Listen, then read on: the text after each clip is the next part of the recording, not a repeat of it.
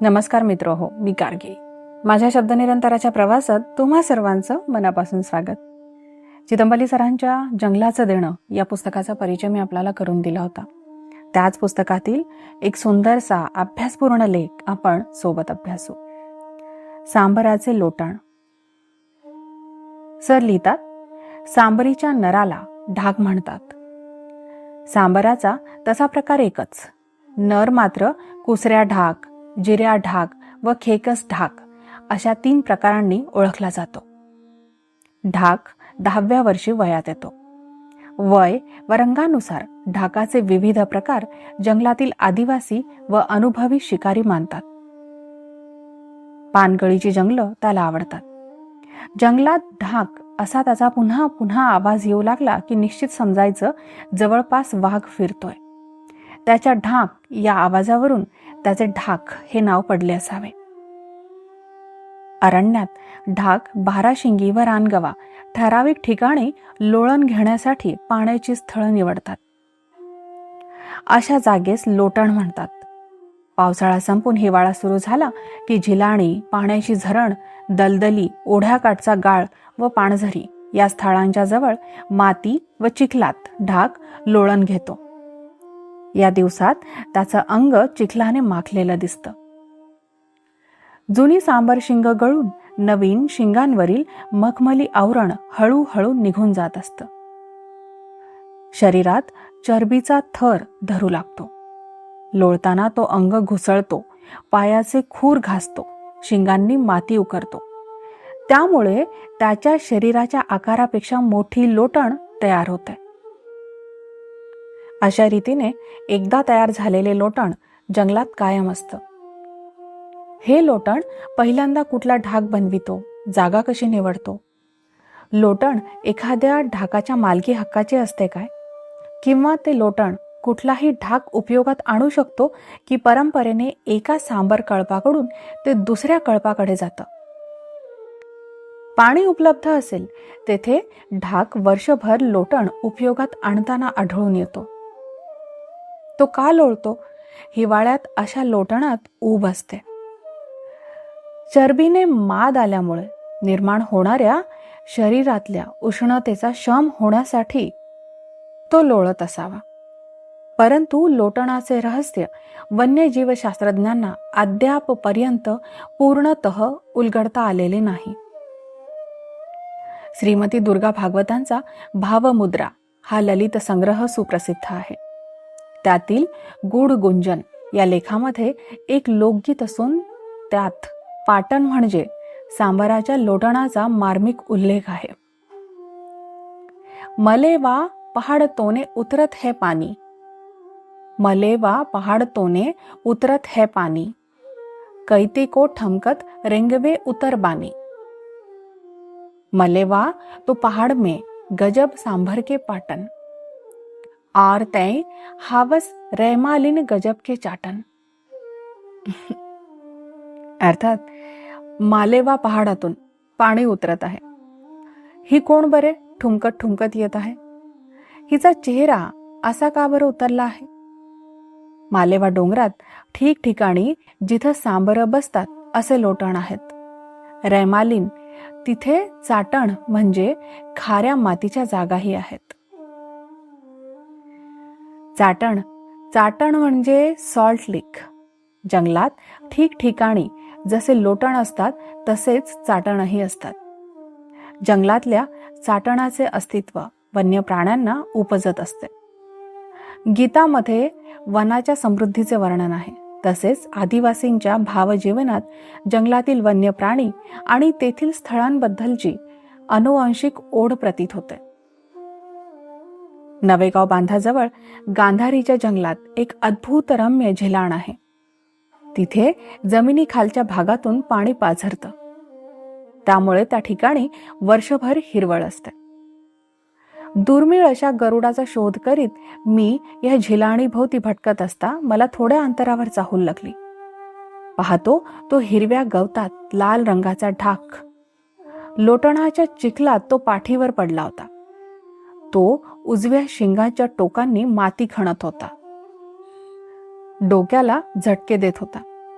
मी लगेच जवळच्या झाडाआड झालो आणि पुढे निरीक्षण करू लागलो. तो काही मिनिटातच जागेवरून उठला. 60-70 फूट चालून जंगलात गेला. जवळच गरारीचे झाड होते. त्यावर त्याने शिंगाने धडक दिली. थोडा वेळ शिंगे साफ केली.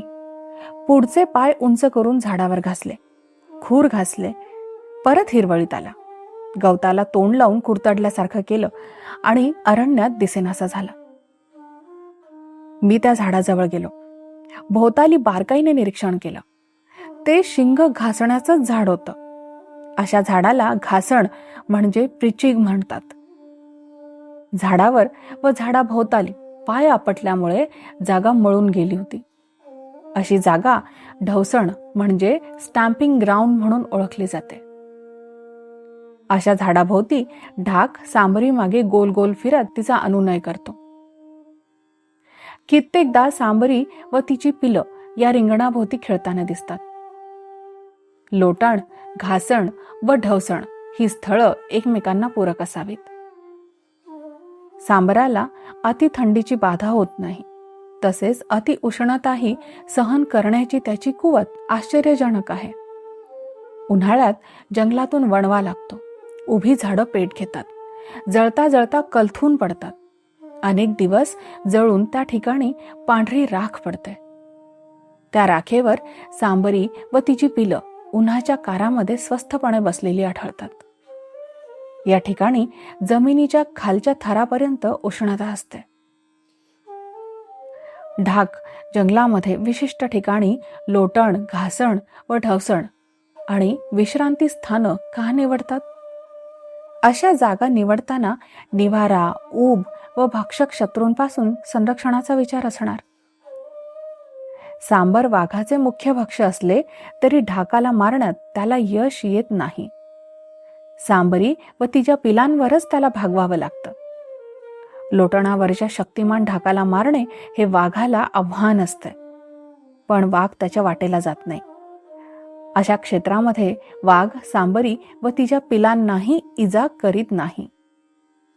अशी स्थानं दकरगल शास्त्राच्या क्षेत्रात येत असावीत.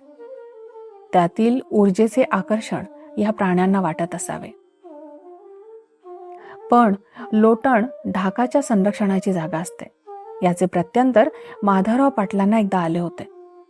तो अनुभव सांगताना ते म्हणाले, चुटियाच्या जंगलात पांढरी झरी आहे. झरीला लागून सांबराचे लोटण आहे. हे लोटण भुत्याचे लोटण म्हणून ओळखलं जातं. तेथे शिकारीला कुणीही जात नसे. गेल्यावर तेथे काहीतरी चमत्कार घडत.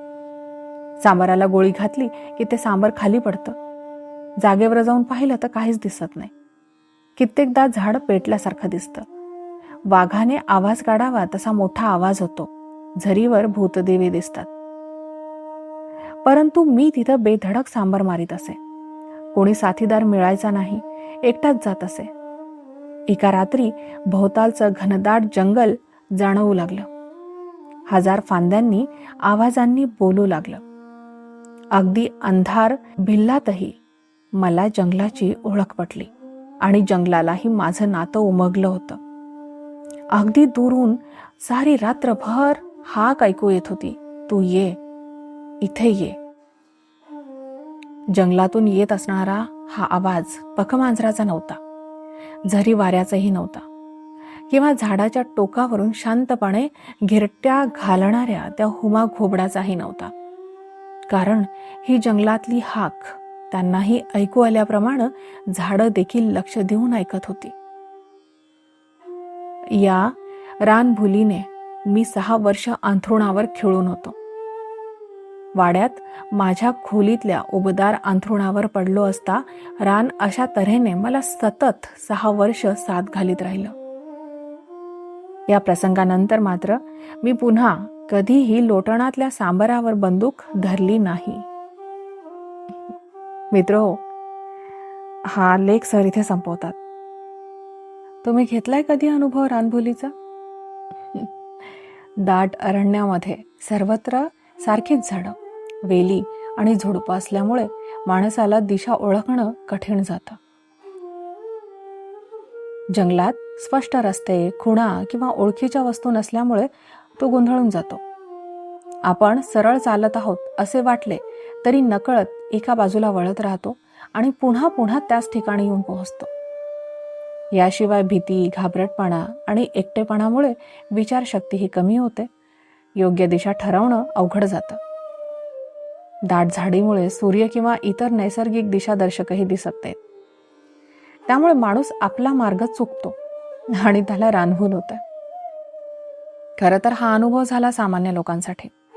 आदरणीय माधवराव पाटलांसाठी जंगल हे केवळ झाडांचा समूह नव्हता, तर ते एक जिवंत, संवेदनशील आणि स्नेहपूर्ण जग होतं. जंगलामध्ये प्रत्येक वेळी काहीतरी नवीन पाहायला, अनुभवायला आणि शिकायला मिळतं. सर आणि माधवराव पाटील यांचे निसर्गाशी असलेले भावनिक नाते, त्यांची निरीक्षण शक्ती आणि अरण्याविषयी असणारा आदर या अनुभवातून व्यक्त होतो. जंगल हे त्यांच्यासाठी ज्ञान, आनंद, साहस आणि सौंदर्य यांचा अखंड स्रोत होता. वारंवार जंगलात जावंसं वाटणं आणि जंगलाची हाक सतत ऐकू येत राहणं.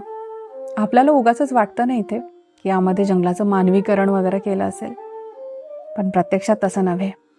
असे चमत्कार घडतात, अरण्यात घडतात आणि त्याच व्यक्तींसोबत घडतात ज्या व्यक्तींमध्ये हे चमत्कार सहन करण्याची क्षमता असते. जंगलातील जीवन समजून घेण्यासाठी केवळ पुस्तकी ज्ञान पुरेसं नसतं, तर त्यासाठी प्रत्यक्ष अनुभव, संयम आणि निसर्गाविषयी आदर आवश्यक असतो. आदरणीय माधवराव पाटील यांना जंगलातील प्रत्येक वाट, प्रत्येक झाड, प्राणी पक्ष्यांच्या हालचाली आणि त्यांच्या सवयींचे उत्तम ज्ञान होते. एखाद्या पक्ष्याचा आवाज ऐकून त्याची ओळख पटवणे, प्राण्यांच्या पाऊल खुणांवरून त्यांचा माग काढणे किंवा जंगलातील सूक्ष्म बदल लक्षात घेणे हे त्यांचं वैशिष्ट्य. जंगलातील प्रत्येक घटना त्यांच्यासाठी एक नवीन अनुभव असे. पक्ष्यांची घरटी, प्राण्यांचे वर्तन, ऋतू बदलल्यावर होणारे निसर्गातील परिवर्तन, झाडांचे जीवनचक्र यांचे ते अत्यंत बारकाईने निरीक्षण करीत असत. त्यांच्या मनामध्ये निसर्गाबद्दल अपार कुतूहल होतं. त्यांचे जंगलातील अनुभव शब्दबद्ध करणं खरं तर कठीणच. तरीही देखील चितंबल्ली सरांचे आपल्यावरती हे उपकार आहेत की त्यांच्या लेखनातून आपल्याला बरेचसे अलौकिक अनुभव अनुभवायला मिळतात. चला तर आता मी थांबते. आजचा हा लेख ज्या पुस्तकामध्ये तुम्हाला वाचायला मिळेल ते पुस्तक जंगलाचं देणं शब्दनिरंतराच्या ऑनलाईन बुकस्टोअरवरती अवेलेबल आहे. मी बुकस्टोअरची लिंक डिस्क्रिप्शन बॉक्समध्ये देत आहे. तुम्ही तिथे नक्की भेट द्या आणि तुम्हाला हवी असणारी पुस्तकं घरपोच मागवून घ्या. चला, आपण लवकर भेटू एखाद्या सुंदरशा पुस्तकाच्या परिचयासह किंवा एखाद्या सुंदरशा लेखासह. तोपर्यंत आजच्या या गहन चिंतनशील लेखावरती चिंतन करा आणि भरपूर वाचन करा. धन्यवाद.